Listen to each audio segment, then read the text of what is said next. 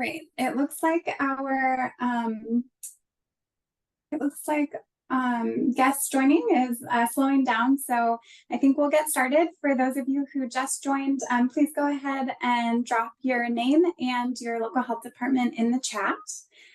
And thank you all so much for being here, and welcome to our CalFresh Healthy Living Evaluation and Reporting 101 webinar.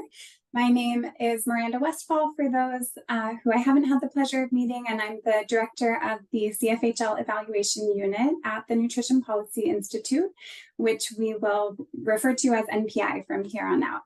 And I'll be starting us off this morning. Next slide. Before we jump in, I did want to note that we will share the slide deck and the webinar recording next week on our YouTube channel and website, so no need to try to capture all of the content in your notes. We'll also have time for questions at the end. Next slide. So this training today is really meant for staff who are new to the CDPH CFHL program and are really looking for a basic introduction to the requirements of the NPI-supported evaluation projects.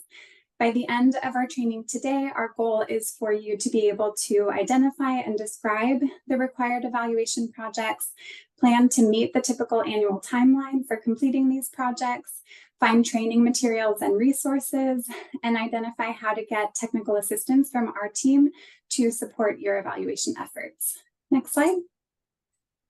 We want to orient you quickly to where NPI fits into the CFHL structure in California, since there are many agencies involved in administering the program.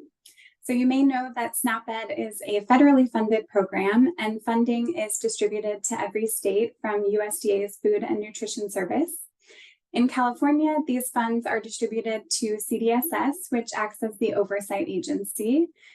CDSS then distributes funds to 4 state implementing agencies, one of which is CDPH. And CDPH then subcontracts with local health departments to plan and implement CFHL programs locally. Similarly, CDPH subcontracts with us, NPI, to support with reporting and evaluation. It's also helpful to understand that specific reporting and evaluation requirements come from different agencies. So for example, PEARS is the reporting system used nationally to collect program data that is required by FNS. The Adult Direct Ed and Youth Direct Education evaluation requirements are established by CDSS. And NPI and CDPH then work together to plan evaluation activities that measure outcomes that aren't captured by those other evaluation projects, or capture outcomes that are really unique to the work being implemented by local health departments. NPI supports local health departments and CDPH with all of these required reporting activities. And we mention required because sometimes the local health departments are interested in conducting additional evaluation activities, and our ability to support those may be limited or really outside of the scope of our contract with CDPH. So the specific evaluation reporting activities that we support, which we'll be going into detail about today, include PEARS, the Program Evaluation and Reporting System, site and organization level assessment tools like SLAQs and OAKs, impact outcome evaluation, which is tied to your school-based interventions, and evaluation of adult direct education activities. We wanted to highlight that one reporting element that's not supported by NPI is program and administrative reporting. So that includes things like the biannual progress reports and success stories that are submitted via PEARS. So any questions that you have about those particular program and administrative reporting activities can be directed to your project officers.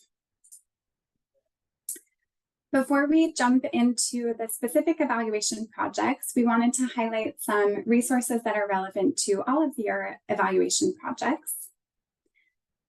Next slide. The first is our website, and this is a really wonderful resource where you can find all of the evaluation project descriptions, any of the evaluation tools we discussed today, trainings, and other resources. So we highly recommend that you bookmark this LHD evaluation homepage that you see here. We'll share a link to this site at the end. And from this homepage, you'll be able to access each of the project-specific sites, which we'll go into more detail about today. The next resource we want to emphasize is our newsletters, and these play a really important role in communicating with you. We use the newsletters to remind you of upcoming deadlines, share new resources we develop, and make other important announcements. And you do need to join our listservs to receive the newsletters, which you can do through our website. And as you can see in the image here, we have two different sign-up channels, one for adult direct education and impact outcome evaluation, and then one for PEARS and assessment questionnaires. So you can sign up for the listservs and newsletters that are relevant to the evaluation activities you do in your county. Next, we wanted to highlight that each local health department has a private OneDrive folder, and this is where we share cleaned data sets, we share summary reports and infographics, and we share issue files after we complete our quarterly quality assurance. Access to these files for LHD staff is managed locally, so the project directors have access and they can then grant access to other staff in the local health department. But if any project directors are having trouble managing permissions, we're happy to help. Please reach out to us. And we also wanted to note that anytime something new has been added to these folders, we do send out a notification through the applicable newsletter. So again, make sure you're signed up for the newsletters. We have a centralized technical assistance email, evaluatesnaped@ucanr.edu. And you can really think of this inbox as your first line of support for evaluation and reporting questions for any of the projects that we covered today. We have staff monitoring the inbox every day, and we aim to respond to you within 2 business days. There may be cases where more in-depth support is needed, and we're happy to schedule a phone or Zoom call. Those meetings can also be arranged by emailing us at this Evaluate SNAP-Ed email account, so we can get you connected with the appropriate subject matter expert. Next are our cross-project office hours. This is a 1-hour open forum that we host quarterly, where all of our subject matter experts are on the call to answer any of your evaluation questions. And even if you don't have questions, we really welcome and encourage you to join because you might be able to learn from others' experiences and questions. We also document all of the Q&As and post them to our website for you to reference. And finally, we want to highlight that we do have a YouTube channel where we post all of our video content, including past webinars, as well as tutorials that we develop to help you, such as these Mastering PEARS video series that you see on the slides here. And with that, I will pass it over to Carolyn. Thanks, Miranda. So hi, everybody. My name is Carolyn Ryder, and I lead the PEARS project, which is the only evaluation and reporting project we're talking about today that is truly universal for all LHDs, meaning that if you are implementing CalFresh Healthy Living activities in your county, then you must report it in PEARS. Next slide.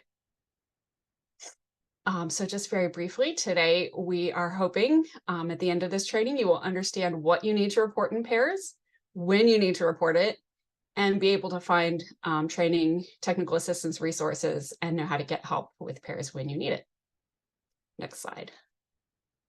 Okay, so PEARS is a web-based reporting system for your CalFresh Healthy Living interventions. It's used by California as well as 41 other states for mandatory USDA reporting and state-level evaluation as well. The structure and content of PEARS is primarily designed to meet USDA's annual reporting requirements, as well as to address indicators in the SNAP-Ed evaluation framework. Next slide. So in addition to that mandatory reporting to USDA, CDSS and NPI publish state-level data summaries that can be used to promote and improve our programs. Within PEARS, LHDs can access dashboard-style data summaries, and you can use these to share with stakeholders, include in applications for additional funding, or just to better understand your program's reach and potential areas for improvement. NPI and others also use PEARS data to answer important research and evaluation questions about program effectiveness. The screenshot shown here is from a recent NPI publication that investigated geographic associations with the reductions in SNAP-Ed programming during the early part of the COVID pandemic. So although these products are not the focus of today's webinar, I did want to just highlight them to help you understand the context of your PEARS reporting and how high quality reporting can really make a difference in the program locally as well as at state and national levels. Next slide. Okay, so PEARS is divided into 7 modules, and most LHDs will have entries in 6 of those 7. The 7th module, social marketing campaigns, is only used by CDPH, and LHDs should not enter data there. Each module is associated with a specific type of intervention or activity. Next slide. Okay, so to start, the PSC site activities module is used to report all PSC interventions, starting from when a site first agrees to participate, all the way through to implementation and maintenance. This includes interventions at the site level, as well as those happening at organization or community levels. Because the PEARS PSC module was designed to capture site level work, when your PSC intervention happens at the organization or at the community level, you'll complete the PSC site activities module plus a supplemental survey. We have more information on our website on how to know when these supplemental surveys are relevant and job aids to help you with the process. And just as a reminder, the LHD funding application requires all LHDs to plan and carry out PSC interventions at least 2 of these levels. So in addition to PSC, direct and indirect education activities should be reported in those appropriate modules, which would be program activities for DE and indirect activities for IE. And then you should also be reporting on collaborations that support your program implementation. The partnerships module should be used when these collaborations involve 1 or 2 other organizations, generally with a focus on site or organization level programs. And when you have a larger group of organizations, typically with a focus on broader community level impacts, you should report that work in the coalitions module. Finally, the success stories module is exactly what it sounds like. And each year CDPH asks that you report at least 1 PSC related success story. If you have any questions about success story reporting, you should contact your CDPH project officer. Next slide. While there is a lot of information that you do need to report in PEARS, there are definitely things that you should not be reporting there. Please do not report any unallowable activities, including activities that aren't targeted at SNAP-Ed eligible participants or sites. And if you are ever in doubt about allowability, your project officer can help you with those questions. A category of activities we are often asked about, and sometimes we do see mistakenly reported in PEARS, are activities that meet IWP or FAP deliverables. Most often these are various meetings or trainings, and sometimes it might be something like efforts to recruit participants. These are, of course, important activities, and you will still report them, but those go in the reports you send to your project officer, not in PEARS. Next slide. Okay, so now that you know what you need to report, how about when? PEARS reporting does follow the fiscal year, the federal fiscal year, and you should report interventions according to the fiscal year in which they were implemented. So the most recent fiscal year ended on September 30th. The current year began on October 1st. And that's reflected here on this calendar with the purple star. If you delivered a nutrition education class on September 30th, you would report it as happening in FFY23. And if you delivered the class on October 1st, you would report it as happening in FFY24. Where this gets slightly tricky is that our actual reporting deadlines lag a bit behind the fiscal year. And that's intentional to give you time to enter, edit, and finalize activities that happen at the end of the year. This year, LHDs had up until October 15th to finalize their FFY23 data.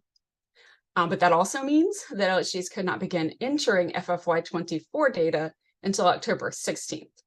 So if you did deliver that October 1st DE class, you would need to wait to enter it until October 16th, or else it would be mistakenly counted as happening during FFY23. Next slide. Okay, so we do know that some folks prefer to enter everything at one time and just get it all done. We discourage this practice, and instead we recommend that you report as you go throughout the year. So depending on the module, that looks a little bit different. And for DE and IE, it generally means creating a new entry each time you begin a new intervention or activity, then update it and finalize it when it's complete. In PSE, partnerships, and coalitions modules, you'll start at the beginning of the year by copying any ongoing work from the prior year. Then throughout the year, you'll create new entries for any new activities and make updates to existing ones, and check and finalize them at the end of the year. Next slide. Okay, so as Miranda and I have both mentioned, this is the system is designed to handle your mandatory USDA reporting, and it's used across the country. So we don't actually maintain the system itself. That is an organization called Canopy who created the system and maintains it for all of the 42 states that use it. If you run into any technical difficulties using the PEARS site, you should reach out directly to Canopy. CDSS coordinates PEARS across all of California's implementing agencies, and in particular, they take the lead for training of all LAAs. And then because NPI is contracted by CDPH, we work directly with LHDs, as well as coordinating with CDSS, other California SIAs, and Canopy. Next slide, please. So our team, our PEARS project team, does include several subject matter experts, as well as our support technical assistance email folks. And I just wanted to mention that although Reka and Summer do really a fabulous job of ensuring the right person handles your TA emails, if you ever feel like it would be helpful to CC me as the PEARS project lead or one of our subject matter experts on an email that you send to our mailbox, you're certainly welcome to do that. Next slide, please. Okay, so now let's get into what NPI does to support your PEARS reporting. In addition to technical assistance, we provide support via data quality assurance, managing your PEARS user accounts, adding and maintaining PEARS sites, maintaining a listserv and producing regular newsletters, and hosting content available to you 24/7 on both our PEARS project website and YouTube. Next slide, please. So each quarter, we follow protocols to review all PEARS entries and flag issues in what we call issue files that we upload to your OneDrive folders for you to review and resolve. Sometimes the issues we flag look concerning to us, but they're not actually errors, and you simply need to confirm that your entry is correct. So whether you are actually making a change to your data or confirming that it is correct, there's a place within the issue files where you can make some notes. And these notes are especially helpful for us when no change is made so that we can understand what the situation is, why it's correct, and why we should not continue to flag it in the future. Ideally, to make this process as efficient as possible for all of us, LHDs will review and resolve flagged issues before the next quarterly review, and definitely before the reporting deadline for the year. At the end of the year, after reporting has been closed, LHDs are no longer able to make any changes. NPI does one final review and makes necessary corrections. And at this time, we might reach out to you to clarify something or get more information before making a change. Next slide. If you need help setting up a new PEARS user account for you or for your staff, our new user setup form is the best way to get that done. And other questions about your user account can be sent to us by email. Next slide. We also have a form to submit new PEARS sites or sites that need to be updated. In addition to creating new sites, updates you can request via this form include making a site active or inactive, changing its name, or merging two sites that are duplicates. Next slide. As Miranda and I have both mentioned, we maintain a listserv, and our primary method of communicating PEARS updates resources, and reminders is via the listserv. We compile these updates monthly in a newsletter that goes out almost every month. And we also use this mailing list to send out time-sensitive announcements, like reminders around year-end deadlines. Next slide. We definitely encourage you to check our website first before sending us a question, because often you'll find your answer here, and you'll get it quicker than if you have to wait for a reply to your email. The screenshot on the right side of the screen shows in detail the different sections of our website at the top, as well as external links at the bottom. And that includes CDSS PEARS resources and those new account forms, for example. Our tools and resources page houses various job aids and other tools. Our training page shares links to PEARS training available from CDSS for all LAs, as well as training and tutorials that our team has created specifically for LHDs. The newsletter page shares recently published newsletters and a sign-up form to subscribe. And finally, the publications and data summaries page includes products NPI has produced using PEARS data, including data briefs, video data summaries, webinars, and peer-reviewed publications. Next slide, please. Okay, so just to dig in a little more about training, which I know is a very important subject, there is a PEARS training course that was created by CDSS in collaboration with all of the state agencies. And it consists of 8 lessons, typically delivered as a set of 5 webinars, and each webinar lasts around 3 hours. So that's a total of a 15-hour training course if you take the whole thing.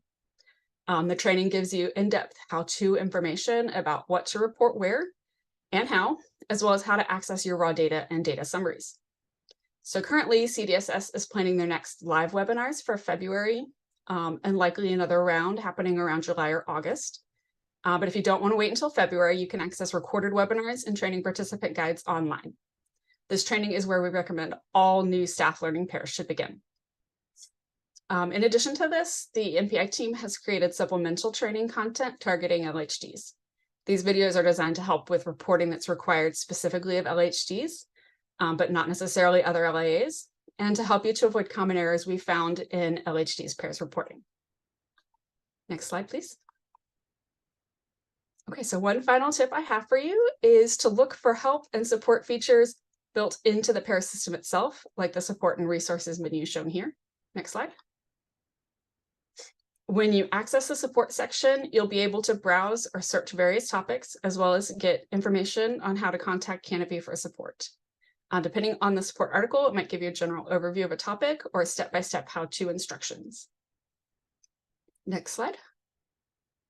There's also help while you're in the middle of your reporting. So every page of every module has a brief summary help text at the top. And you'll also notice a little question mark icon here. Anywhere in PEARS where you see this question mark, it provides a link to a support article. And those are the same articles available on that PEARS support documentation page I just showed you. So hover over the question mark and a pop-up will appear that you can click on. And just one other kind of help text. Yes, here we go.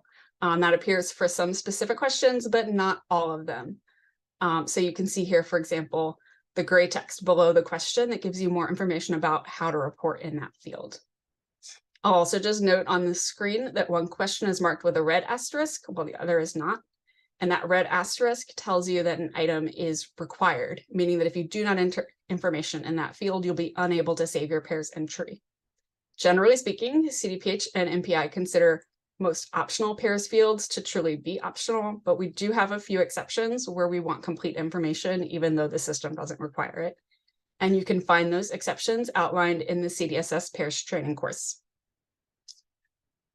And I had a couple of other slides, but I am going to skip past them because we're starting to run just slightly behind. But these are things that you can take a look at for yourself later on in the user dashboard, which just helps you to see sort of your status, your overall status with what you've reported and what is complete or incomplete. And with that, I will pass over to Janice Kao. Thank you. Good morning, everyone. Thanks so much for being here. Can you all hear me okay? Okay, good. Should have checked that first.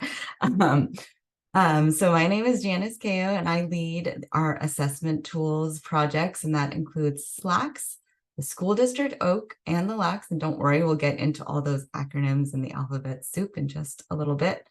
There's my email address if you ever need to contact me directly. And it will probably sound like a broken record, but we have, lots of different websites. And so the one you see on the screen right now is the one specific to the assessment tools projects. Next slide, please.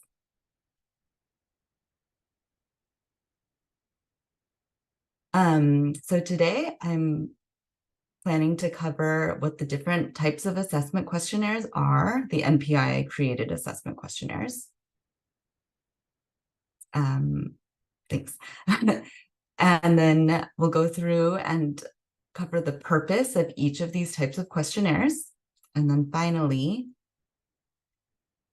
we'll go through and determine who needs to conduct each of the questionnaires and the ideal timing for conducting them. Next slide. Okay, so this slide kind of serves as an acronym glossary and as well as just an overview of the different types of tools that we have that NPI has created.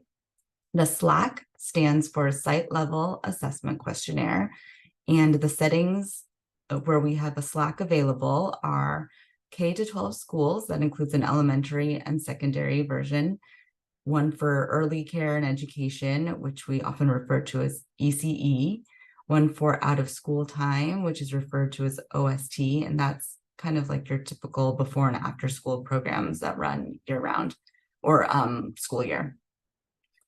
And then we have one for food retail stores, and in PEARS, this is split into two different settings. There's the small store setting and the large store setting, but we just have the same SLAQ for both of those store settings. Then we have the OAK, which stands for Organizational Assessment Questionnaire. And currently we have just a school district version. So that is for the K-12 school setting. And then lastly, we have what we call the LAQ, which stands for the LHD activity checklist.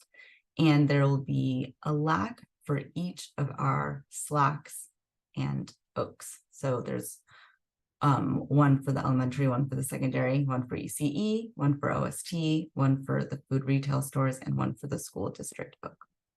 Next slide, please. So what do each of these types of tools do?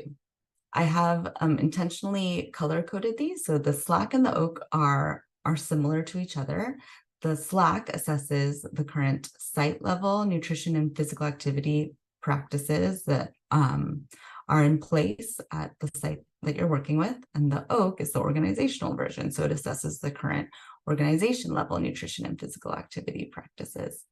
The LAQ, on the other hand, captures your work from LHDs and from LHD subcontractors. And it's a little bit more similar to PEARS in that way, but it provides more detail than what we can cover in the PEARS PSE module. And we created the LAQ to correspond pretty much one-to-one with the SLAQ and OAK questions. Next slide, please. Okay, so there are a lot of assessment tools out there in the universe already, and a lot of really good ones. So why did we go and create this whole new suite of assessment tools? Back in, I want to say 2017, maybe, NPI and CDPH realized that to be able to evaluate all of the amazing things that LHDs are doing, we needed a set of standardized, comprehensive assessments of the different healthy eating and physical activity practices that may be covered by SNAP-Ed work. And we focused on creating these for the settings that the LHDs work in most frequently. So the different settings that we listed just a few slides ago cover over 90% of the LHD's PSE interventions. So that's really kind of the impetus of why we created the SLAQs. And we wanted to make sure that the SLAQ and the OAK could also be used to cover a lot of the other important things that assessment tools do. For the K-12 settings specifically, these tools can be used to meet the federal triennial assessment requirements. All of the tools can be used to assess areas of opportunity for CFHL program delivery. We can use these to track changes in nutrition and physical activity practices over time. And then, as I kind of alluded to above, we use these to aggregate data for state level program evaluation.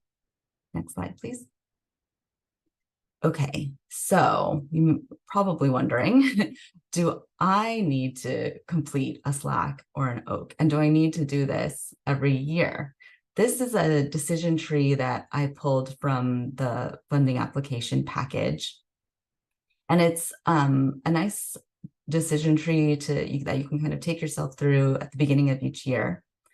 Let me just do a little time check. Okay, I think I have time to go through this. So you can ask yourself, has the site or the organization been recruited and is interested in making PSE changes?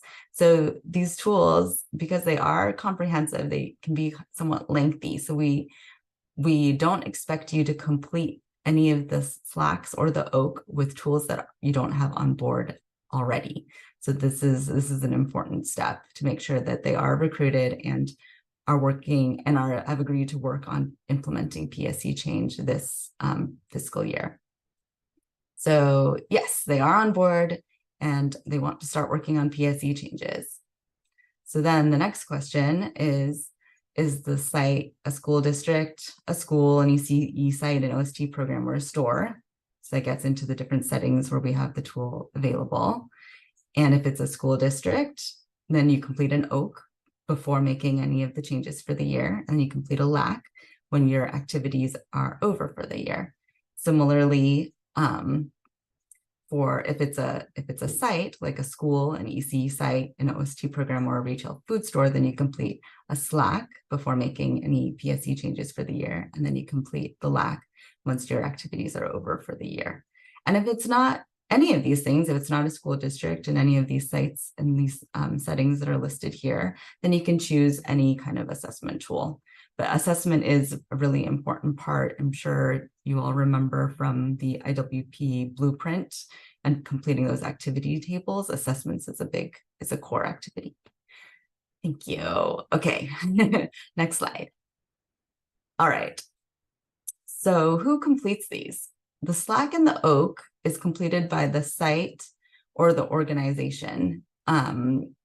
Depending on the different sections in these tools, it may involve more than one person.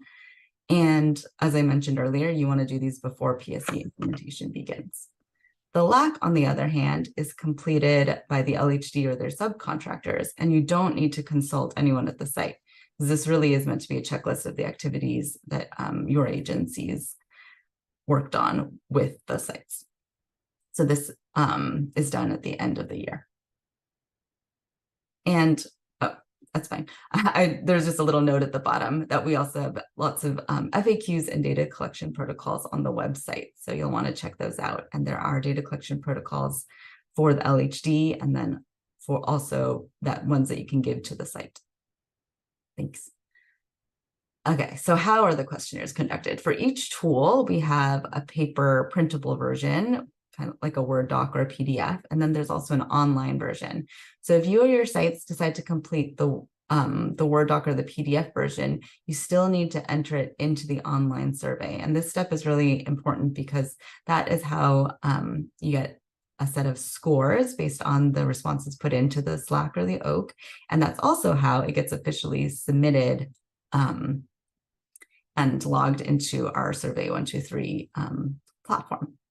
Once it's submitted into the online platform, a feature report, which is a copy of your responses and scores, will be automatically generated and will be emailed to the people you've designated when you complete the online survey.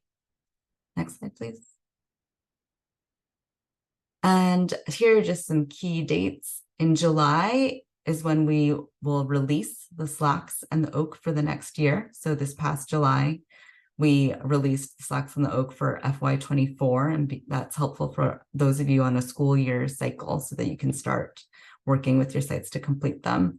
And then in October, that is the last month to make sure that all of your questionnaires for that fiscal year that just ended are submitted and entered into Survey 123. It's best to enter them as soon as you receive them, if you are doing them on paper, so that you can use the data and the scores to adjust any plans. And then in January, we'll release the LAQ so that you can begin to record your activities for the current year. Quarterly, we download the data from Survey 123 and export Excel data files into your LHD OneDrive folders. Next slide. And this, I think we've already covered. We have a website, which I encourage everyone to look at when you have a chance. There's lots of information there and training videos, as well as evaluation and planning resources. Please sign up for our listserv so you get all our announcements.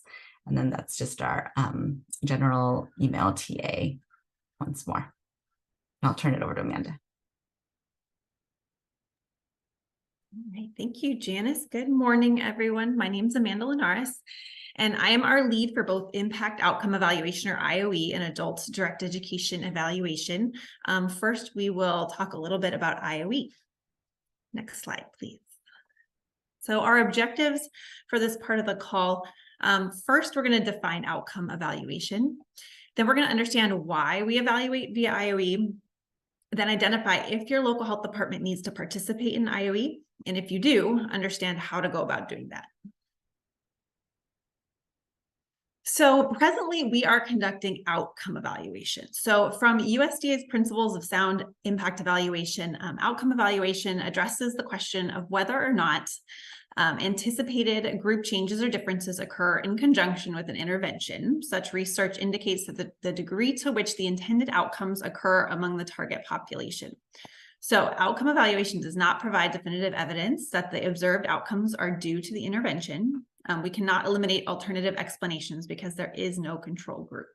So whereas in the previous 3-year cycle or 4-year cycle, I guess, we were conducting impact evaluation because we had comparison groups. In the next 3-year cycle, we will be conducting outcome evaluation. So why do we do this? So first and foremost, we do this for continuous local level improvement. So we evaluate the effectiveness of your unique programming so that you can determine the effectiveness and make changes as needed throughout your IWP cycle. And then second, we just determine the statewide impact of our school-based work. So evaluating the collective impact of all of our youth-focused school-based statewide efforts. So you're probably asking yourself, do I need to do this? So LHDs should participate in IOE if planning at least direct education, series-based direct education in the school setting with grades 4 through 12. The school setting also includes school-based after-school sites.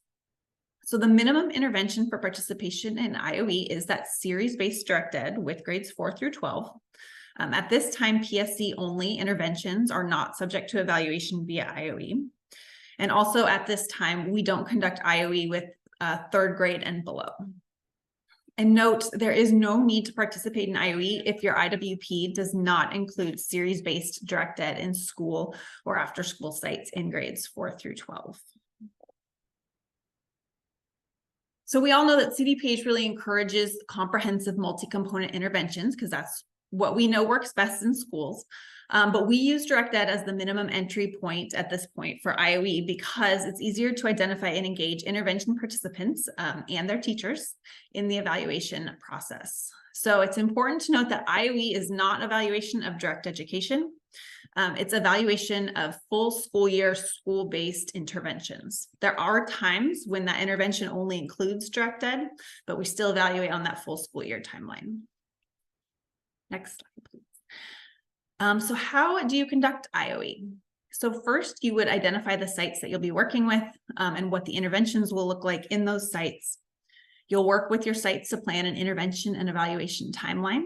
And when you've done that, you'll complete a planning worksheet and turn it in to me.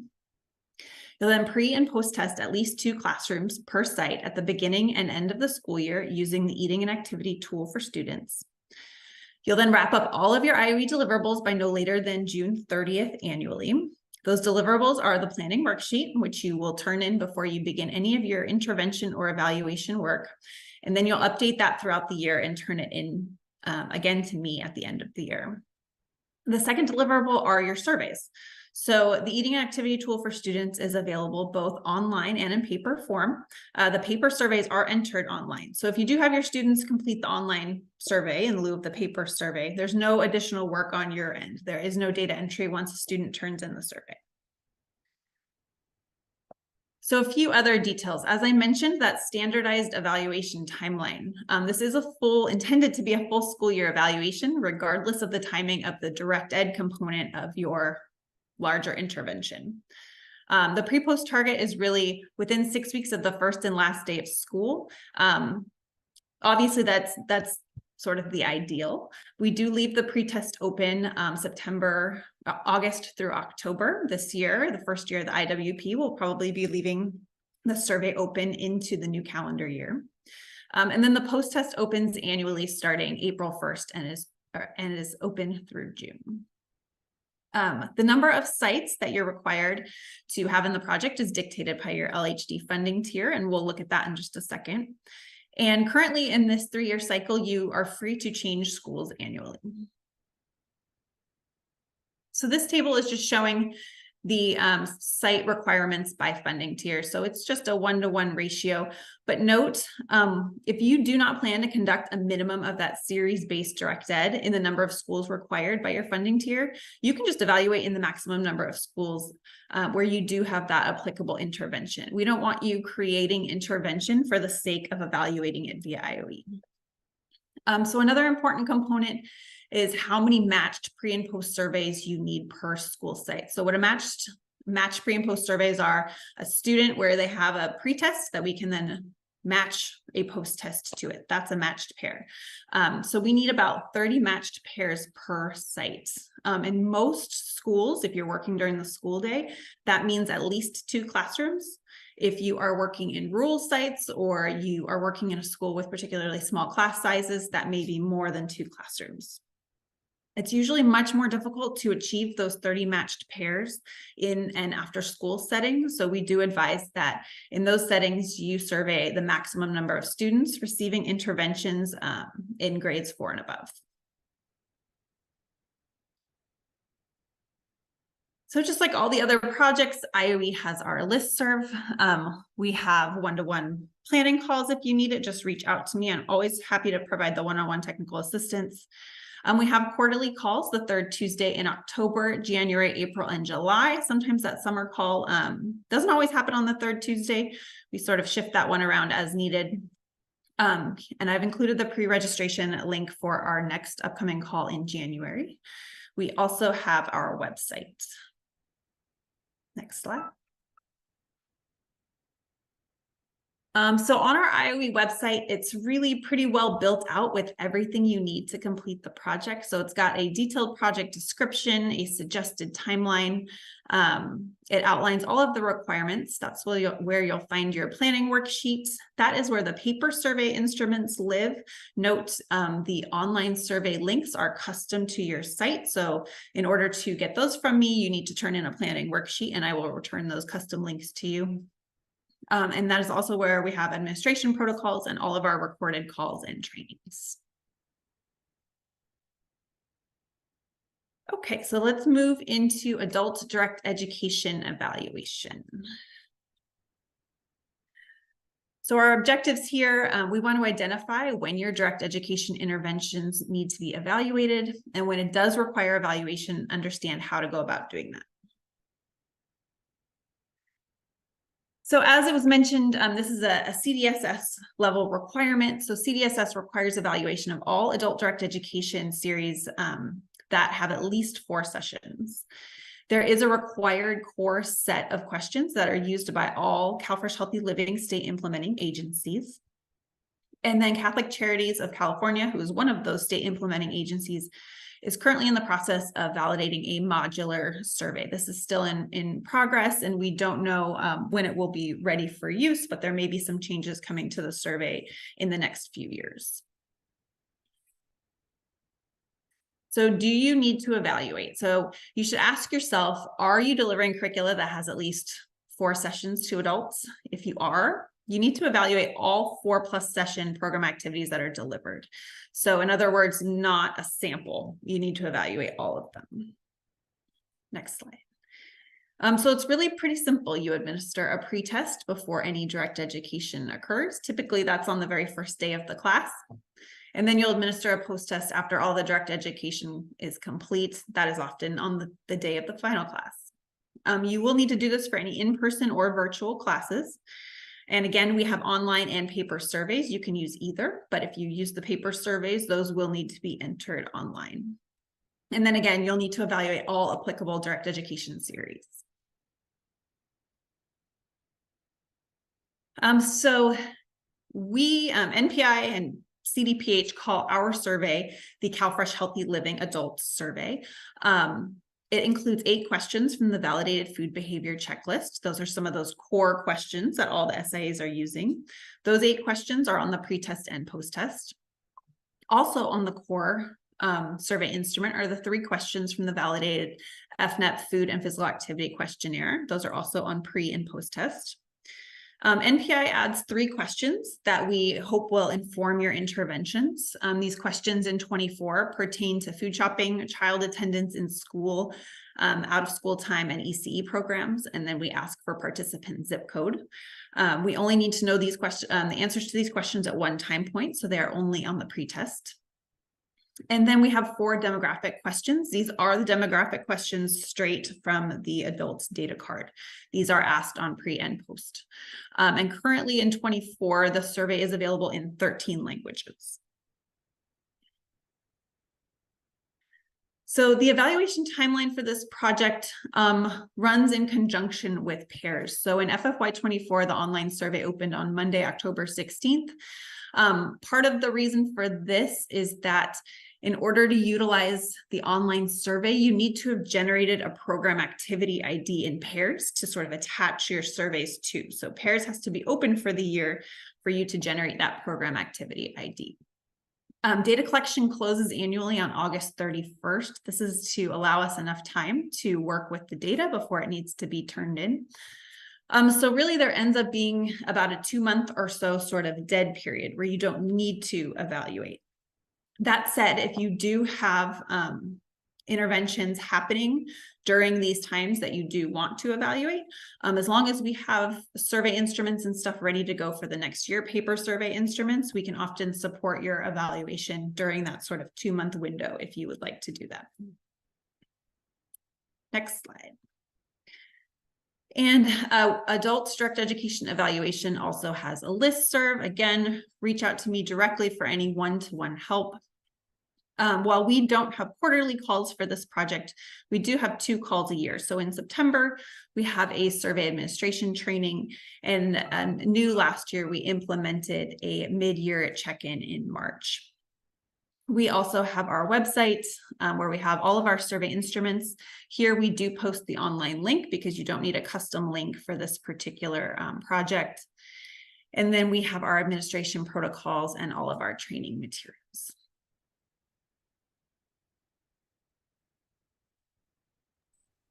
Thank you so much, Amanda. We have a couple of slides at the end here where we've compiled all of the links that we shared with you. So when you download these slides from our website, all of these are hyperlinked and you'll be able to access all of the resources we shared with you. Right now, we're going to drop a few in the chat that we really wanted to highlight and have you interact with right away. So Reika will be sharing the link to our LHD evaluation website homepage that we suggested you bookmark. And from there, you can access any of these project-specific sites. We're also sharing the link to sign up for our listserv so you can be sure you access those newsletters. And we are sharing our technical assistance email address for you to reach out to us at any time. Now, as we transition into questions, we want to get your feedback on these trainings. We always want to make sure we're modifying our trainings to give you what you need. So we have a quick in-session poll for you to complete, and then when you leave the session, you'll get an additional link to be able to provide additional feedback about the content and what else you might need from us. So you should be having a poll pop up.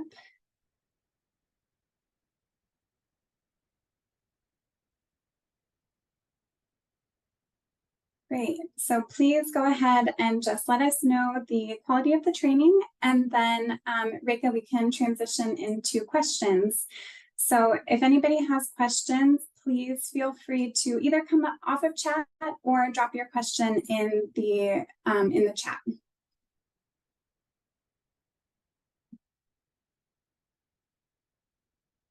Hello, I have a question. Leo from San Luis Obispo. With regards to the IOE, seems like we didn't do the pre-survey, just because I wasn't aware of it for 4th or 5th graders, and it seems, we're pretty much 3 lessons into our direct ed, so the pre-survey would be a little skewed if we were to do it now. So what would you recommend we do? Do we still do the pre-survey? For this fiscal year, it would be too late since you've started your intervention. But if you are working in any other schools where you haven't begun it yet, we can certainly bring them on board. Otherwise, I would say if that's the only school you are working in, the best thing is just to be aware and prepared to participate in IOE for the next fiscal year. Got it. Thank you.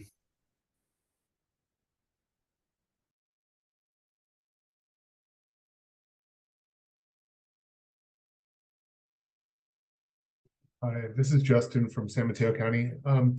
We work in a district with UC Cooperative Extension Partners. We work in different schools, but we are considering doing a SLAQ.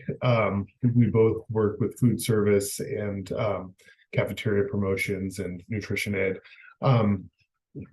Does a SLAQ make sense for the different sites that we're working with? Could we do a SLAQ with the district, or would it be a OAQ, OAK, for that? Hi, Justin. Thanks for that question. So are you working directly with those schools? Like you're working with people at the schools to implement your PSE projects?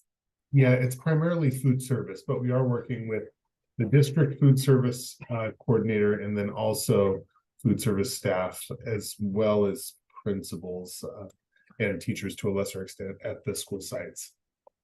So it sounds like you may want to complete an OAK for your school district work, and then a SLAQ for each of those schools that you have direct contact with as well.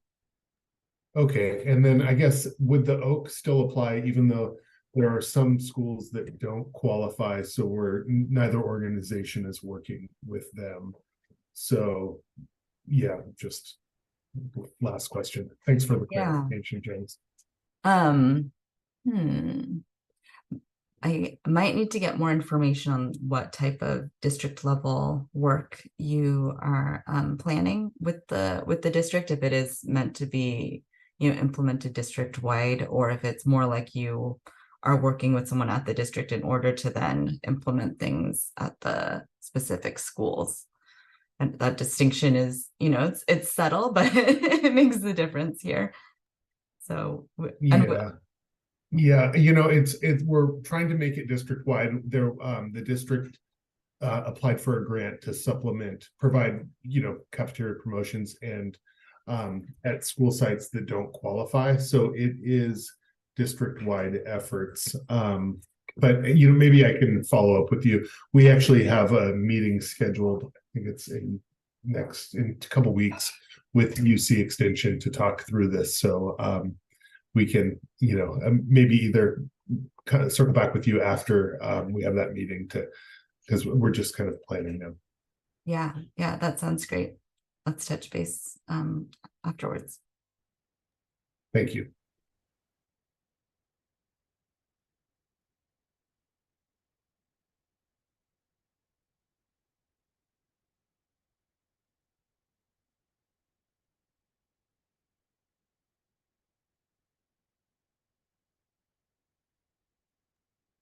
I have one other question if there aren't others.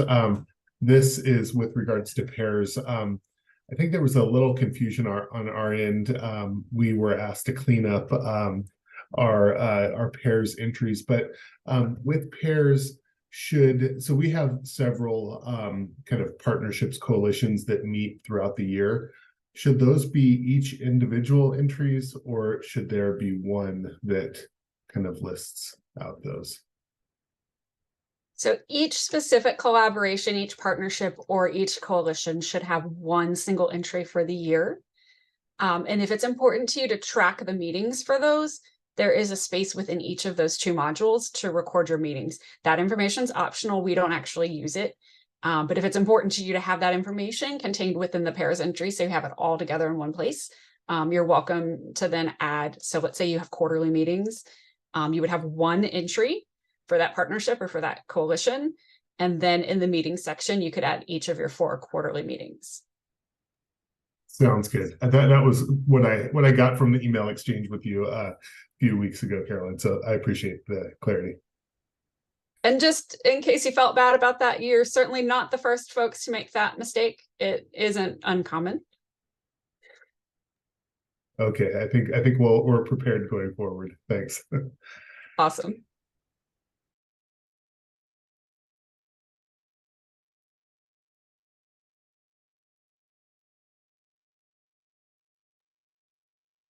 Any other questions? I'll read this question from the chat from Stephania. We had one site complete the SLAQ online this FFY. I never got a notification from NPI, but the site director sent me the file that they were sent. I just want to make sure that everything went through since this is my first year with the SLAQ process. Stephania, could you send maybe some additional pieces of information to our Evaluate SnapEd email address, like the just the name of the site, and maybe if you know kind of around the date that the director entered the SLAQ, so that we can check for you.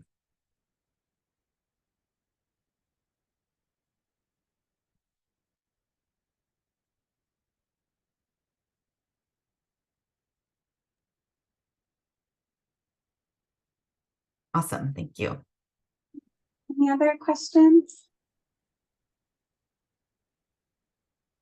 I'm happy to stay on a little past 11 too, if that's helpful for anyone. Yeah, we're happy to stay on. I also, if you're processing and thinking about your questions, our next cross-project office hour is December 14th. So I dropped the link to register for that office hour in the chat. Or you can always reach us at Evaluate SnapEd email account. But we so appreciate all of you taking the time to join today. And we really are here as a resource for you. So please contact us with any questions you might have about your evaluation. So we'll stay on for a couple of minutes, but feel free to hop off.